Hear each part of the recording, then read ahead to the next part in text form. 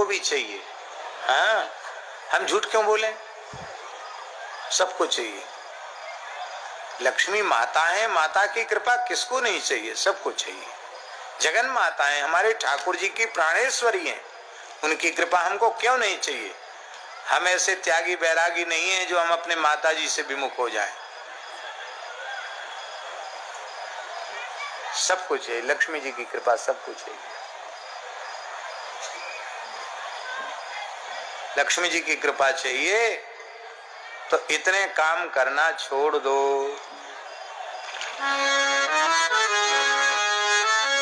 लिखने योग्य श्लोक है। कुचैलिनम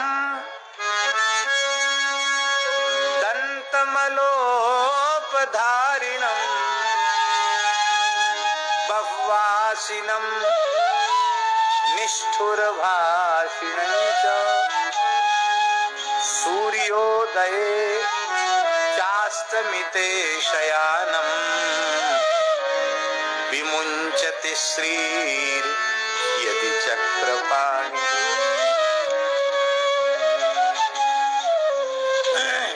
इतने दोष नारायण भगवान में भी आ जाएं तो उनको छोड़ के लक्ष्मी जी चली जाएंगे। हम तुम तो किस लाइन में। कुचैलिनम, जो सदा अपवित्र वस्त्र धारण करके रहते हैं, उनको लक्ष्मी। गंदे कपड़े नहीं पहनना चाहिए, मैले कपड़े मत पहनो, गंदे कपड़े मत पहनो, साफ स्वच्छ पवित्र वस्त्र धारण करो। बुरा नहीं मानना, भारतीय वेशभूषा पवित्र है और पाश्चात्य वेशभूषा अपवित्र है। ये कपड़े न रोज रोज धुलते हैं न रोज रोज सूखते हैं। ये हम लोग जो पहनते, महाराज जी पहने, रोज स्नान करो, रोज धो दो, अचरा लंगोटी धो दो, सुखा दो, दूसरे दिन पहन लो।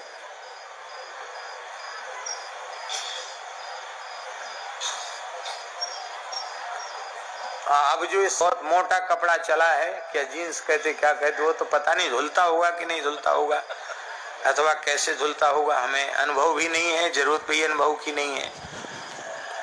उसको भी लोगों ने फाड़ के पहनने का फैशन शुरू कर दिया। पहले तो हम सोचते थे शायद कहीं कुछ लग गया होगा, फट गया, तो किसी से हमने पूछा, कहीं नहीं, फट नहीं गया।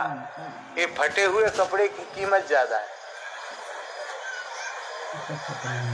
गरीब आदमी का भी कपड़ा फट जाता था गांव में, तो हमने अपने बचपन में देखा है, दूसरे कपड़े का उसमें थेगरी चढ़ा दी जाती थी, सिलाई कर देते थे।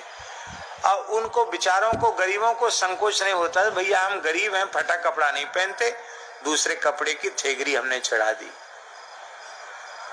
अब अमीर लोग फटा कपड़ा पहन रहे हैं, भैया ये ऊट पटांग वेशभूषा मत धारण करो। फटे वस्त्र पहनने से लक्ष्मी जी नाराज होती है, टूटे फूटे बर्तनों में खाने से लक्ष्मी जी रुष्ट होती है।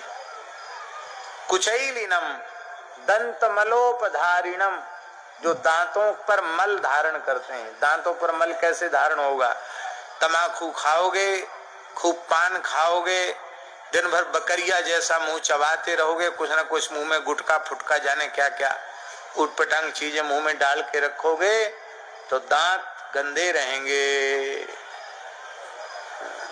खराब दांत रहेंगे। दंत मलोपधारिणम, वेद में लिखा है शास्त्री, शुक्ल दंता ब्राह्मणा, शुक्ल दंता, जो निर्व्यसन होगा वही शुक्ल दंत होगा, जो व्यसन युक्त होगा वो शुक्ल दंत नहीं हो सकता। साधक को निर्व्यसन होना चाहिए।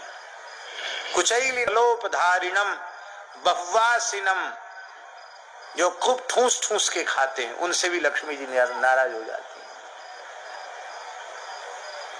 गले में जलन पड़ रही है, भीतर वाला मना कर रहा है कुछ मत खाओ, और बढ़िया राजभोग गुलाब जामुन रबड़ी सामने आई, आहा, प्रसाद का तिरस्कार हम नहीं कर सकते। प्राप्त मात्रेण भोक्तव्यम, नात्र कार्या विचारणा, भले ही उल्टी हो जाए।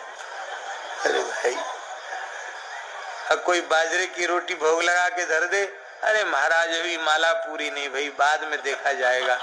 तो बाजरे की रोटी में प्रसाद निष्ठा कहाँ चली गई? और रबड़ी मलाई मालपुआ देख के प्रसाद निष्ठा उदय हो गई।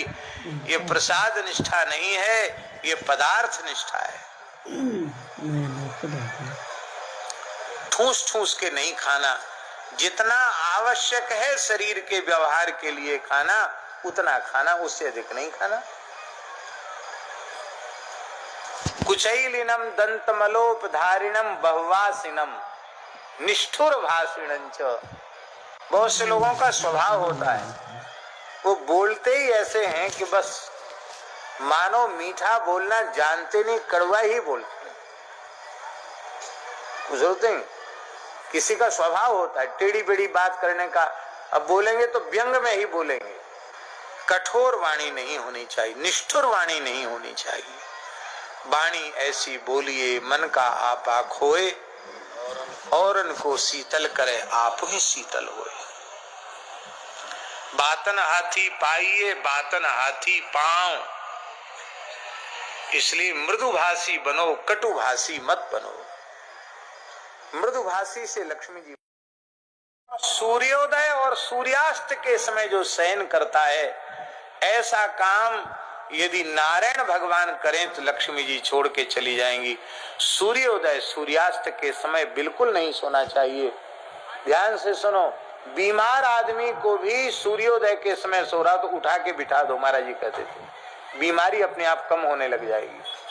सूर्यास्त हो रहा है, बीमार व्यक्ति होश में है, उसको उठा के बिठा दो, भैया सूर्यास्त हो रहा है, बैठ जाओ, टिककर बैठ जाओ, अभी लेटो मत, पैर मत फैलाओ, संध्या का समय है।